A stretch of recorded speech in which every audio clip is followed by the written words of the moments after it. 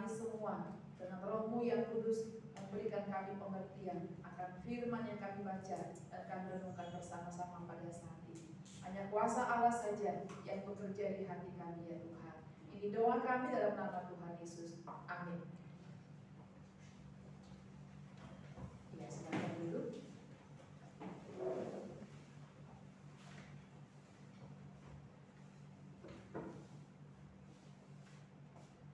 Shalom Bapak Ibu yang dikasihi Tuhan.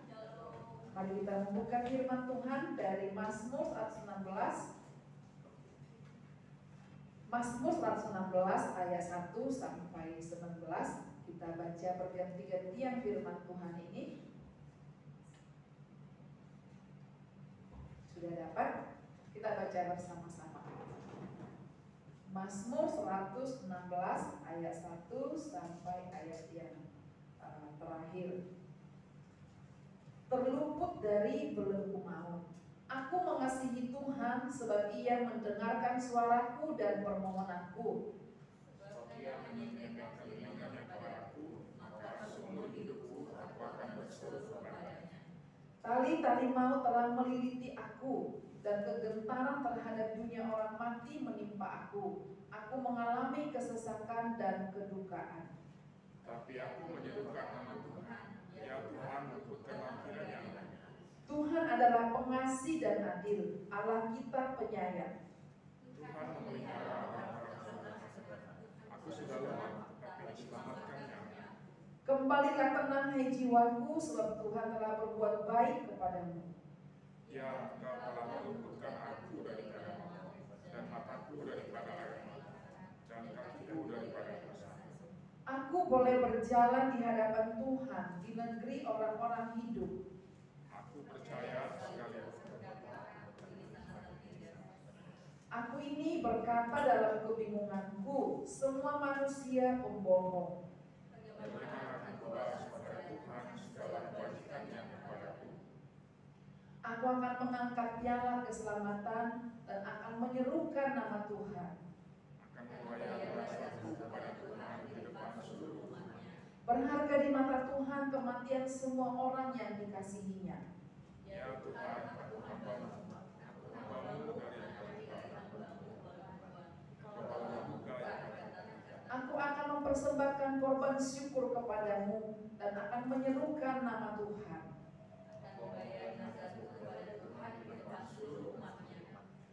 Sama-sama di pelataran rumah Tuhan, di tengah-tengahmu ya Yerusalem. Haleluya. Bapak Ibu yang dikasihi Tuhan, tema perenungan kita pada pagi hari ini adalah terluput karena Tuhan. Nah, Bapak Ibu yang dikasihi Tuhan, dari bagian firman Tuhan ini, saya mau bertanya kepada kita dalam pengalaman kehidupan kita sehari-hari, begitu ya. Pernah nggak kita punya pengalaman luput dari bahaya-bahaya yang ada di slide ini, gitu ya? Kita ada yang memasak, gitu ya. Terus lupa matikan kompor gas, terus kuali kita sudah mau meledak atau sudah menyala. Ibu-ibu mungkin sering mengalami hal ini, ya. Atau pernahkah kita stok kontak di rumah kita itu tiba-tiba kayak terbakar? Tempo hari saya pas berkunjung ke rumah satu jemaat, kan dari ngobrol-ngobrol di depan. Pas kayak mau pulang, terus entah bagaimana kok lihat ke arah dapur, udah menyala stok kontaknya, gitu ya. Lalu usaha akhirnya bertindak mematikan dan menyelesaikan semuanya, gitu ya. Untuk belum menyebar kemana, tapi sudah menyala seperti ini, gitu. Atau kita luput dari ketika di jalan raya, kita membawa kendaraan atau motor, itu kita kayak sudah hitungan detik nyawa kita sudah akan ambles di tengah jalan raya itu, tapi kita tiba-tiba selamat, gitu ya. Nah, hari Rabu kemarin di Spencer, ini pengalaman saya yang menarik ya. Jadi hari Rabu itu kebetulan kami ada urusan pelayanan keluar juga, ada urusan keluar, saya juga ada keluar dengan Ica. Waktu itu bawa Ica karena kurang sehat, saya bawa refleksi gitu ya. Waktu itu kan di sekolah. Ternyata dia pulang cepat, pulang jam 10. Nah, dia ujian ada apa, terus 10 pulangkan mereka cepat. Jadi ada tukang galon datang gitu ya, meminta galon karena mau diisi, dan dia minta yang di dalam dispenser. Sebenarnya masih ada air tapi mungkin diambil gitu ya. Diambil galonnya tapi nggak dicabut colokannya. pulang jam 12 itu rumah kok bau gosong ya. Saya bilang, kayak tolong tanya Kak Ira, ada masak nggak, ada gosong nggak? Saya cek kompor nggak ada apa-apa, saya cek ke kamar nggak ada. Di mana yang gosong? Lalu saya masuk ke dapur mau masak, kayaknya menyengat sekali baunya. Saya lihat kayaknya ada yang terbakar di kamar mandi, nggak ada. Kebetulan sebenarnya di pojokan dekat ditutupi kulkas gitu ya. Tapi saya lihat baunya ini udah menyengat banget, di mana ini? Terus saya lihat, aduh itu dispenser sudah menyala di dalamnya. Di dalam dispenser kami punya yang tinggi itu ada dispenser legend lah, dan tanjungnya ini tahan banting itu, udah bawa pindah sana sini masih kuat. Saya lihat, aduh Tuhan, kalau saya pulang jam 1 ini meledak ini, gereja ini udah terbakar ini. Aduh, hati saya itu sangat merasa syukur karena ini saya pulang tepat waktu dan terlihat tepat waktu. Karena kan dalam kamar nggak cium apa-apa, dia kasihkan mungkin main HP. Saya bilang, saya ambil sudut, Tuhan terima kasih. Rumah ini luput dari kebakaran, gereja ini luput dari kebakaran, karena di dalam sudah asap, ya. Nah, mungkin kita punya pengalaman-pengalaman lain, bagaimana kita luput dari bahaya, luput dari kematian, luput dari kecelakaan dan lain sebagainya. Nah, bagaimana dengan Daud? Dalam teks ini, Daud atau kita menemukan ada 3 keluputan, kelepasan yang Tuhan kerjakan dalam kehidupan Daud. Dan saya yakin juga itu akan terjadi, sudah pernah terjadi dan akan terjadi dalam kehidupan kita, orang-orang yang percaya kepada Tuhan. Kiranya melalui 3 keluputan yang dialami Daud dalam kehidupannya ini bisa meneguhkan iman kita kembali. Yang pertama, Allah meluputkan dari belenggu Daud, dari belenggu maut. Di ayat 8a dikatakan, Engkau telah meluputkan aku dari maut. Di ayat 3, di situ Daud berkata, tali-tali maut telah melingkupi aku. Kegentaran terhadap dunia orang mati menimpa aku. Aku mengalami kesesakan dan kedukaan. Nah, di dalam terjemahan King James Version, tali-tali maut itu diterjemahkan duka cita maut. Ya, artinya Daud mengalami duka cita yang begitu rupa dalam kehidupannya, ya, sehingga duka cita ini mungkin besar akan mendatangkan kematian, akan mendatangkan maut bagi Daud. Dengan kata lain, saking sedihnya, saking berduka citanya sampai mau mati rasanya. Mungkin kita belum pernah kehilangan orang yang sangat spesial, yang sangat kita sayangi dalam kehidupan kita. Saya melihat mama saya pernah kehilangan anaknya di kelas 1 SMA, adik saya meninggal. Di bawah saya persis, ya cowok. Saya melihat itu, apalagi bapak saya, benar-benar melihat dia itu setiap hari begitu menderita, setiap hari menangis, setiap hari meraung-raung meratapi anaknya di kamar. Lihat tempat tidurnya, lihat lemari, dia meraung-raung, dia begitu kuburan. Waktu itu papa saya belum bertobat ya. Jadi saya melihat itu memang seperti mau mati rasanya, itu saya lihat itu di bapak saya. Mama saya waktu itu sebenarnya terpukul juga, tapi menguatkan diri karena bapak saya ini sangat depresi atas kematian anak bungsunya waktu itu ya. Anak bungsu dalam konteks itu adalah anak bungsu cowok yang sangat disayang. Nah, Daud kenapa dia sampai mau mati rasanya? Dalam konteks ini memang waktu itu ada namanya anaknya, sudah dewasa anak ini, sudah berkeluarga, tapi belum dewasa, belum tua.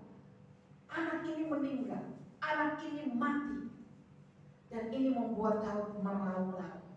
Daud merasa duka cita yang begitu dalam. Kehilangan anak itu ternyata menurut sebagian orang lebih duka cita daripada kehilangan pasangan. Gak tahu ya. Tapi ini yang saya tanyakan ke berbagai orang. Mana ketika dia kehilangan anak, kehilangan pasangan, dia bilang kehilangan pasangan memang sangat menyakitkan, tetapi lebih menyakitkan ketika kehilangan anak. Nah, saudara yang dikasihi Tuhan, ini yang dialami oleh Daud. Sampai dia merasa mau mati rasanya karena kehilangan anak yang sebenarnya dia sangat sayang.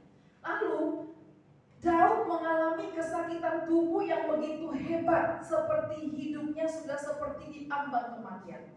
Dalam Mazmur 41 itu adalah doa Daud di dalam kesakitan dan kelemahan tubuhnya. Tidak dijelaskan kesakitan seperti apa, tetapi kemungkinan besar kesakitan itu adalah kesakitan yang sangat hebat, di mana seperti sudah sangat dekat dengan ambang kematian. Sakit yang menyiksa tubuh jasmani Daud sampai-sampai mau mati rasanya. Gak tahu apakah kita pernah merasakan sakit dan rasanya sudah mau mati saking sakitnya. Lalu tali-tali mau atau duka cita mau yang ketiga yang dimaksud adalah Daud di sini mengalami kegelisahan pikiran yang luar biasa. Dia memikirkan satu perkara atau dua, bahkan Wycliffe katakan mungkin sampai 6-7 perkara sekaligus, dan itu begitu ruwet dalam pikirannya. Masalah-masalah yang tidak bisa ditangani, tidak bisa ditempuh atau tidak ada solusi, sepertinya buntu sekali. Dan dalam hal ini sampai-sampai mau mati rasanya. Jadi dia seperti mayat hidup. Dia hidup tapi persoalannya banyak, pikirannya, akalnya tidak sanggup mencerna masalah-masalah yang dia punya. Sampai mau mati rasanya. Khususnya dalam konteks ini, waktu itu dia mengalami masalah-masalah yang sulit karena ada ancaman pembunuhan dari Raja Saul. Raja Saul yang dianggap sebagai sahabat, yang dianggap sebagai panutan, yang dianggap sebagai raja yang dihormati. Bahkan Daud menghiburnya. Daud ini adalah orang yang dipakai Tuhan ketika Saul itu hampir gila, kehilangan jiwanya. Daud adalah orang yang bermain musik bagi dia, yang menolong dia. Tetapi Raja Saul ingin membunuhnya dan mengerahkan semua istana, kekuatan istana untuk membunuh Daud. Dia dikejar-kejar. Juga dia tidak habis akal ketika Absalom anaknya, nanti sebelum mati ya, anak yang dikasihi ini juga ingin merebut tahtanya. Bahkan berikhtiar mengerahkan banyak orang, memprovokasi anak-anak buah dari Daud dan memperkatakan hal-hal negatif tentang Daud dan mengerahkan mereka untuk membunuh Daud. Dan ini tidak masuk akal bagi Daud. Anak yang disayang, raja yang dihormati, ini menjadi satu dilema, menjadi satu pikiran yang tidak habis pikir, dan dia tidak punya, seperti tidak punya solusi bagaimana dia keluar dari kejaran permasalahan ini. Nah, Bapak Ibu yang dikasihi Tuhan, di dalam ayat 8b dikatakan juga, aku mengalami kegentaran terhadap dunia orang mati. Dalam terjemahan yang lain dikatakan kesakitan-kesakitan neraka, kegentaran terhadap kesakitan-kesakitan neraka. Ada seorang penafsir yang mengatakan bahwa kesakitan-kesakitan neraka di sini adalah Daud mengalami serangan menakutkan terhadap hati nuraninya yang timbul oleh karena perasaan bersalah. Di satu masa Daud ini mengalami perasaan bersalah yang luar biasa. Karena anaknya Absalom yang sangat dia sayang itu mati di dalam peperangan, dan yang membunuh dia mati di tangan anak buah Daud. Memang Absalomlah yang bersalah dalam konteks itu, dia yang ingin membunuh papanya, sehingga anak buah Daud katakan kita harus berperang melawan Absalom dan kekuatan yang dihimpun oleh Absalom. Dan walaupun Daud adalah seorang raja dan sekaligus ayahnya, dia juga dalam dilema. Kalau saya biarkan Absalom dan kekuatannya akan merebut kekuasaan Israel, akan membunuh saya, maka penasihat kerajaan mengatakan tidak bisa kita biarkan. Kita harus berperang melawan kekuatan yang sudah dihimpun, dipecah belah oleh Absalom. Tetapi dia katakan, silakan, tetapi jangan sampai anakku mati. Tapi apa boleh buat, dalam peperangan itu Absalom mati. Nah, di sini dia merasakan perasaan bersalah yang luar biasa. Demikian juga ketika peristiwa Batseba, anaknya, anak dari perzinahannya dengan Batseba harus mati, masih sangat kecil, dan dia merasa bersalah yang luar biasa. Mungkin kalau anak itu bukan hasil dari perzinahannya dengan Batseba, dia mungkin merasa anak ini masih hidup. Tetapi anak ini mati karena Tuhan menulahi anak ini karena dia lahir. karena perselingkuhannya dan perzinahannya dengan Batseba. Ada perasaan bersalah yang luar biasa. Belum lagi ketika Nathan mengingatkan dia, perasaan bersalah itu begitu luar biasa berkecamuk dalam dirinya, sampai-sampai dia merasa begitu menderita. Maka tidak heran Daud menyimpulkan pergumulannya dengan mengatakan, aku mengalami kesesakan yang luar biasa, aku mengalami kedukaan yang luar biasa, aku mengalami kebingungan yang luar biasa, aku menderita, aku tertindas. Karena pergumulan itu ada dari luar, tetapi juga ada di dalam hatinya. Jadi dari dalam dan dari luar, pergumulan itu mencengkram, mengikat, menyerang, menyerbu. Dan kita bisa melihat nanti apa yang terjadi di dalam kehidupan Daud. Dia bersaksi bahwa Tuhan telah menyelamatkan aku dari perasaan-perasaan seperti itu. Tuhan telah menyelamatkan aku dari maut, dari duka cita maut, dari siksaan-siksaan neraka. Yang kedua, Allah meluputkan matanya dari air mata. Ayat 8b. Engkau telah meluputkan mataku dari air mata. Kembali kepada ada dua peristiwa besar yang membuat Daud itu begitu terpuruk mengalami duka cita yang dalam. Itu anaknya dari Batseba meninggal di usia yang masih kanak-kanak, dan kehilangan anaknya Absalom di usia yang sudah dewasa. Ini adalah dua kejadian atau dua peristiwa yang membuat Daud itu menangis. Maka kalau kita baca 2 Samuel 19, ketika Absalom meninggal, dia katakan Daud menangis, Daud berkabung, Daud bersusah hati, Daud menyelubungi muka, meratap dan meraung-raung. Tetapi kalau kita kemudian membaca kisah kehidupan Daud, dia merasakan bahwa Tuhan pun telah meluputkan matanya dari air mata ini. Tuhan telah membawa dia untuk bisa menerima kenyataan itu, bahwa dia kehilangan anak yang dia sayangi. Tuhan telah menguatkan dia untuk menjalani masa-masa perkabungannya. Tuhan telah mengangkat dia bangkit dari keterpurukan emosinya. Karena begitu terpuruknya, begitu sedihnya Daud, tetapi dia bersaksi bahwa Tuhan pun telah mengangkat aku, telah meluputkan aku, meluputkan mataku dari air mata, sehingga dia bisa terhibur dan kuat menjalani kehidupannya. Yang ketiga, Allah meluputkan kakinya daripada tersandung. Daud berkata, engkau telah meluputkan aku daripada tersandung. Kata tersandung yang dimaksud di sini bukan tersandung dari batu, tersandung dari kayu, bukan. Tapi tersandung ke dalam dosa. Tadi saya katakan bahwa Daud pernah jatuh mengalami kegagalan yang luar biasa ketika dia berzina dengan Batseba. Tetapi di situ Daud merasakan Tuhan sayang kepada dia ketika Tuhan mengirim seorang nabi Allah yang bernama Nathan yang berkata, engkau telah berdosa, engkau telah melakukan yang jahat di mata Tuhan, bertobatlah.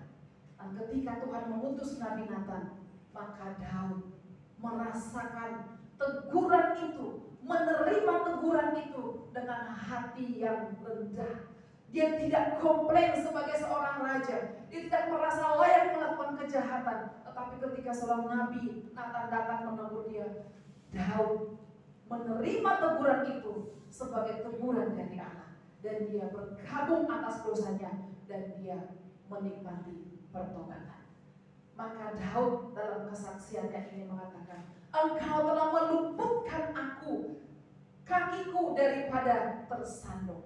Memang aku pernah jatuh, tetapi kau tidak pernah biarkan aku di sana berkubang, terbelenggu selamanya di sana. Tuhan mengutus Nabi Nathan supaya aku terangkat dari dalam lumpur dosa itu. Bapak Ibu yang dikasihi Tuhan, apa aplikasinya bagi kita dari 3 keluputan ini? Ada kalanya kita akan merasakan kesedihan yang amat dalam karena kehilangan sesuatu, karena kehilangan seseorang, sampai mau mati rasanya, Sampai-sampai kita melihat dunia ini gelap, bukan lagi tempat yang cocok untuk kita hidup. Misalkan kita kehilangan pasangan, ada pasangan yang meninggal. Tapi ada juga orang kehilangan pasangan yang selingkuh. Saya baru saja melayani satu keluarga, bukan di jemaat kita, tapi mereka tergerak untuk datang ke sini, diperkenalkan oleh satu orang. Suaminya selingkuh. Ibu ini datang menangis, anaknya ada 3 masih kecil-kecil. Saya melihat bagaimana dia begitu menderita, sampai-sampai dia bilang, aku mau bunuh diri saja. Itu saya melihat kehilangan pasangan hanya meninggal, karena kalau meninggal itu mungkin dia bilang, kalau meninggal mungkin aku lebih kuat semua. Tapi kalau aku kehilangan karena dia mengambil wanita lain, aku tidak kuat katanya. Karena anakku tiap hari cari dia. Bahkan dia nyata-nyata mengakui perselingkuhannya. Bahkan menunjukkan perselingkuhannya. Kehilangan pasangan dengan cara-cara ini. Siapa yang kuat? Benar, ini adalah keadaan seperti mau mati rasanya. Ada kehilangan anak, bisa karena meninggal. Tapi bisa juga kita masih melihat dia hidup, tapi sudah hidup seperti maling hutan. Hidupnya tidak mengasihi orang tua, tidak merawat orang tua, tidak hormat kepada orang tua, berontak kepada orang tua. Ya ini kehilangan anak juga namanya. Dan ini kebanyakan orang tua berkata, lebih baik dia meninggal daripada aku punya hidupnya yang begitu. Kehilangan orang tua, bisa karena meninggal, tapi karena perceraian. Ada banyak anak-anak yang menjadi korban perceraian. Ada banyak anak-anak yang lebih kuat ketika mungkin salah satu orang tuanya meninggal. Tetapi ada banyak anak-anak yang hancur karena menyaksikan orang kehilangan orang tua dengan cara bercerai dan menikah kembali. Ada banyak orang yang kehilangan usaha, bisa karena mengalami kebangkrutan, karena memang situasi dunia, perekonomian dunia, tapi juga karena ditipu orang. Saya menyaksikan pernah ada satu orang yang karena dia ditipu oleh orang miliaran, ya dia bilang, untuk apa hidup? Gak ada lagi yang mau dipakai untuk kehidupannya. Banyak hutang, terlilit hutang, disita sana sini, karena memang dia memakai duit bank dalam usahanya. Kehilangan kepercayaan, kehilangan kesempatan, kehilangan pekerjaan, bisa juga membuat kita seperti mau mati rasanya.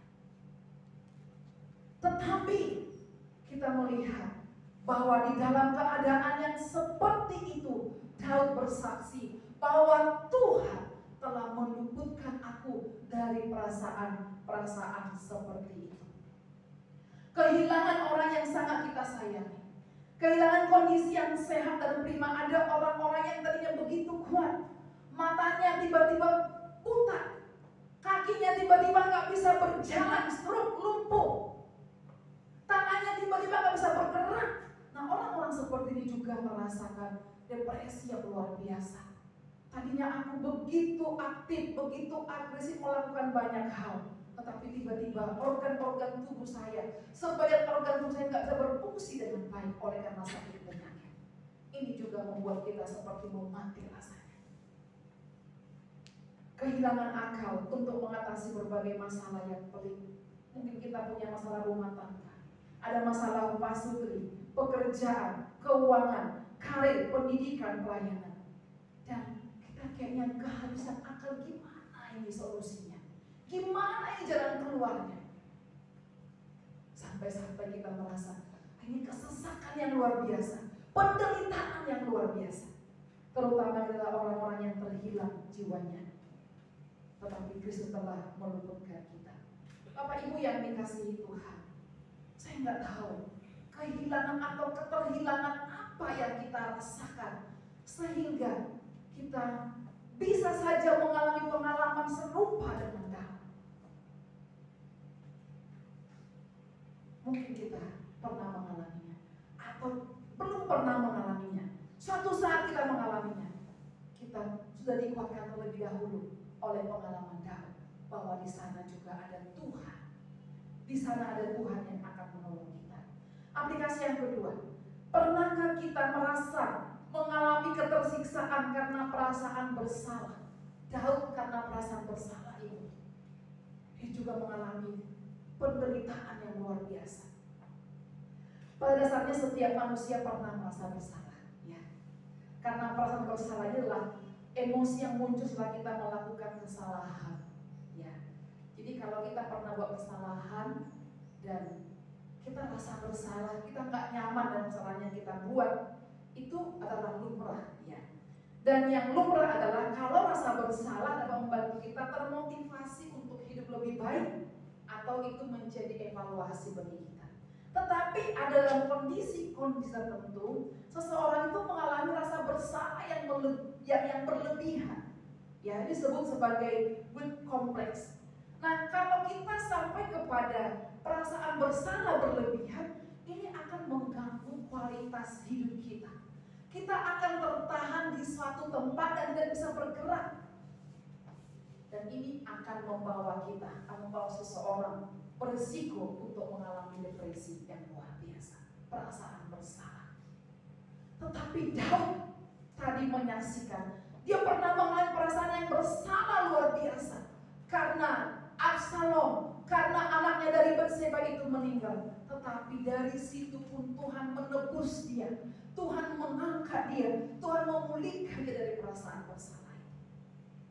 Saya nggak tahu kita pernah merasa bersalah karena kita mungkin orang lain celaka, karena kita orang lain mungkin mundur, karena kita mungkin pasangan kita menderita, karena kita ada kerugian-kerugian yang dialami oleh pihak-pihak lain. Perasaan bersalah itu tidak enak. Tetapi dari perasaan bersalah itu pun Tuhan hadir dalam kehidupan Daud dan mengangkatnya dari situ. Yang ketiga, kapan terakhir kali kita merasakan Tuhan menegur kita atas dosa kita? Itu adalah cara Tuhan untuk meluputkan kaki kita dari tersandung. Daud pernah dia tersandung, tetapi Tuhan menyelamatkan dia dari ketersandungan itu, sehingga tidak menjadi ketersandungan yang permanen. Tuhan menegur dia, mengangkat dia melalui Nabi Nathan. Kapan kita merasakan Tuhan menegur kita? Melalui firman Tuhan bisa saja, melalui khotbah, renungan-renungan kita, melalui pujian atau kesaksian, atau lewat seseorang, sahabat, teman, hamba Tuhan, rekan. Kadang lewat mimpi, ada seseorang yang ditegur lewat mimpi, lewat kejadian-kejadian umum, atau lewat hati nurani kita. Kalau itu kita nggak rasakan lagi, kita perlu bertanya, kapan aku merasakan Tuhan berbicara dan menegur kesalahan saya, menegur dosa saya, dan mengangkat saya dari kesalahan. Kalau kita nggak merasakannya, kita nggak akan juga merasakan keluputan dari kaki yang tersandung.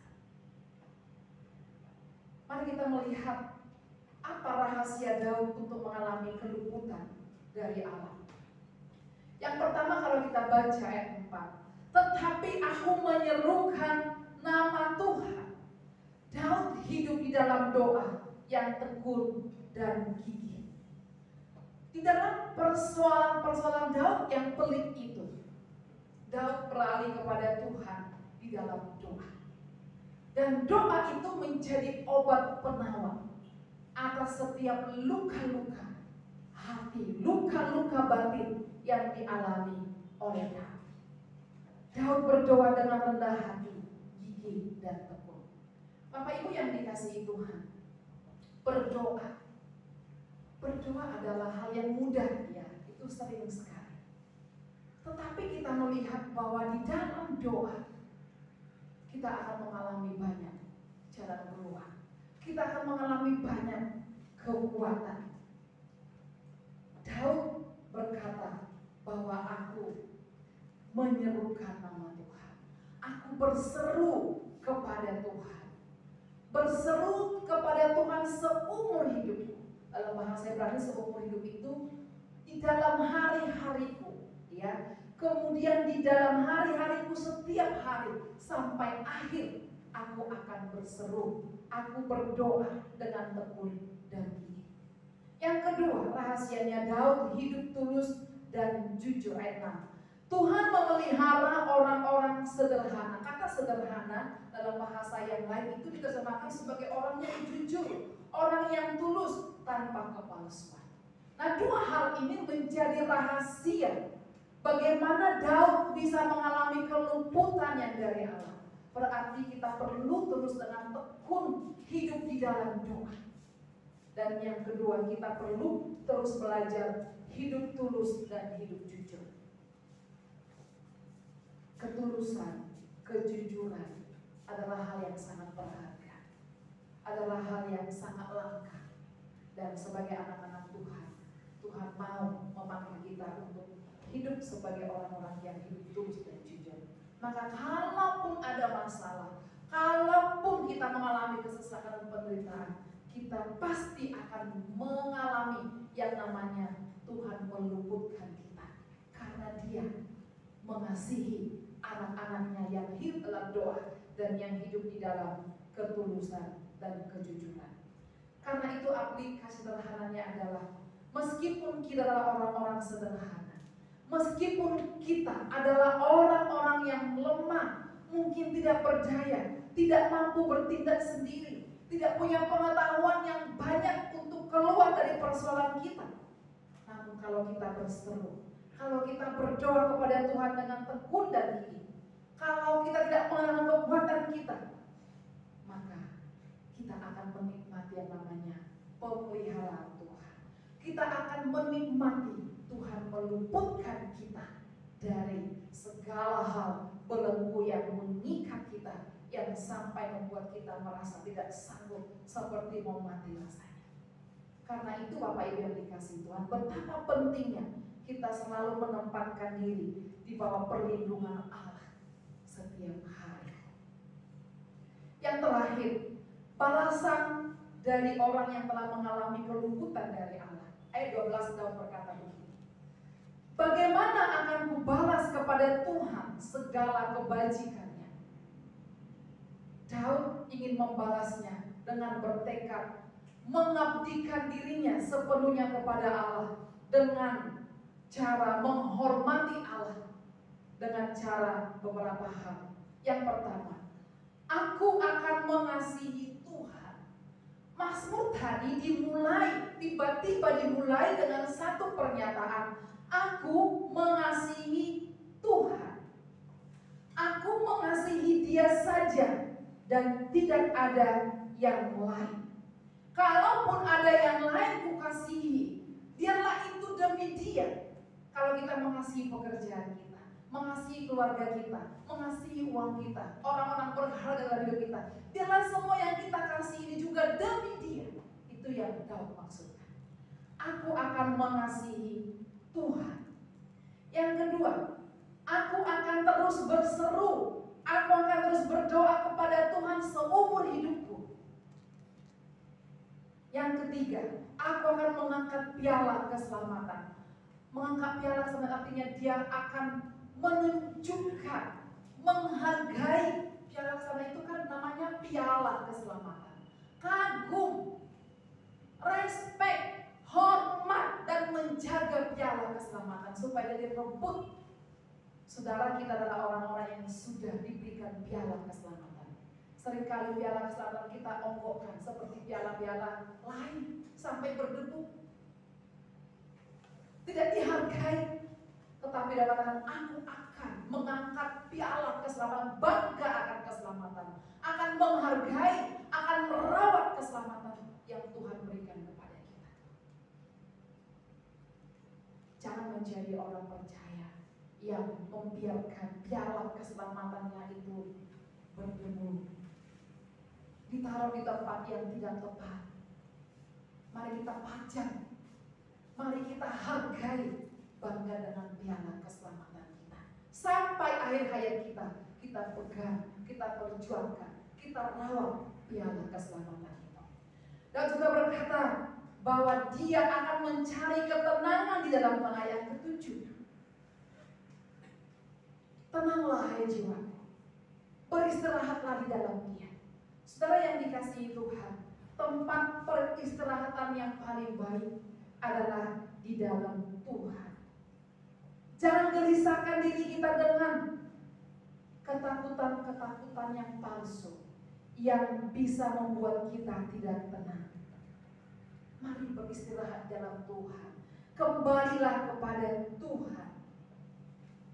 Jangan mencari ketenangan, peristirahatan di dalam makhluk lain atau di dalam sesuatu yang lain. Ketenangan kita dapat di dalam Tuhan. Maka Daud berkata, aku akan mencari ketenangan hanya di dalam Tuhan. Ada orang mencari ketenangan di narkoba. Ada orang mencari ketenangan di dalam hal-hal yang lainnya. Wanita-wanita yang tidak jelas, minuman-minuman yang beralkohol, atau hal-hal yang lainnya. Tetapi Daud katakan, aku akan mencari ketenangan hanya di dalam Tuhan. Karena ketenangan sejati hanya didapat di dalam Tuhan. Yang ayat 9, aku akan berjalan di hadapannya dengan sukacita. Berjalan dengan taat. Berjalan dengan tunduk. Berjalan dengan bertekun di dalam Dia. Kewajiban besar kita adalah kita berjalan di hadapan Tuhan dengan hidup yang penuh ketaatan, hidup yang penuh ketundukan di hadapan Tuhan. Karena itu kita terus belajar. Ini bicara tentang bagaimana merawat hidup yang layak setiap hari di hadapan Tuhan. Menjalani kehidupan yang layak di hadapan Tuhan, bukan layak secara ekonomi, bukan layak atau makmur secara keuangan, bukan itu yang Daud katakan. Aku akan menjalani, aku akan berjalan di hadapan Tuhan dengan cara hidup yang layak. Bukan cara hidup yang kotor, bukan cara hidup yang ugal-ugalan, bukan cara hidup yang sembrono. Yang keenam, aku akan membayar nazar. Pernah gak kita bernazar? Tuhan, kalau usahaku lancar, aku akan memberikan ini kepada Tuhan. Tuhan, kalau anakku sembuh, aku akan memberikan ini kepada Tuhan. Tuhan, kalau aku sembuh, aku akan memberikan ini kepada Tuhan. Setiap nazar harus dibayar kepada Tuhan. Daud katakan, aku akan membayar nazarku kepada Tuhan. Yang berikut ayat 17, aku akan mempersembahkan korban syukur. Karena aku diluputkan Tuhan, maka aku akan memberikan atau mempersembahkan korban syukur kepada Tuhan. Korban syukur seperti apa yang akan kita persembahkan kepada Tuhan? Karena Tuhan telah meluputkan kita. Yang terakhir dia katakan, aku ayat 16, aku akan terus menjadi hamba Allah yang setia hingga akhir hidupnya. Kalau kita telah mengalami keluputan dari Allah, maka kita juga dirindukan Tuhan menjadi hamba Tuhan yang baik, menjadi seseorang yang setia hingga akhir hidup kita. Dan yang terakhir sekali, aku akan menyerukan, memproklamirkan nama Tuhan. Itu di ayat-ayat yang tertera di sana. Bapak Ibu yang dikasihi Tuhan, ada 9 balasan yang akan diberikan Daud kepada Tuhan sebagai ucapan terima kasihnya karena dia telah mengalami keluputannya dari Tuhan dalam hidupnya. Bagaimana dengan kita? Saya percaya bahwa kita telah mengalami banyak keluputan, kelepasan, keselamatan yang daripada Tuhan. Terlebih dia telah meluputkan kita dari hukuman maut, dari hukuman kebinasaan karena dosa-dosa kita, dengan membayarkannya dengan memberikan darah Yesus sendiri dicurahkan bagi kita. Kiranya apapun persoalan kita saat ini, karena kita adalah orang-orang yang telah mengalami keluputan dan akan terus-menerus mengalami kelepasan di dalam Tuhan, maka teruslah setia dengan gigih dan tekun di dalam doa. Teruslah perjuangkan hidup yang tulus dan murni dan tanpa kepalsuan. Maka mari kita belajar sebagai orang-orang yang sudah diluputkan, memberikan 9 hal ini kepada Tuhan, seperti yang Daud buat komit di hadapan Tuhan. Aku akan dan aku akan sampai 9 hal. Dari 9 hal ini, kiranya kita ditolong Tuhan memberikannya kepada Tuhan dan menjadi perenungan bagi kita. Amin. Mari kita berdoa.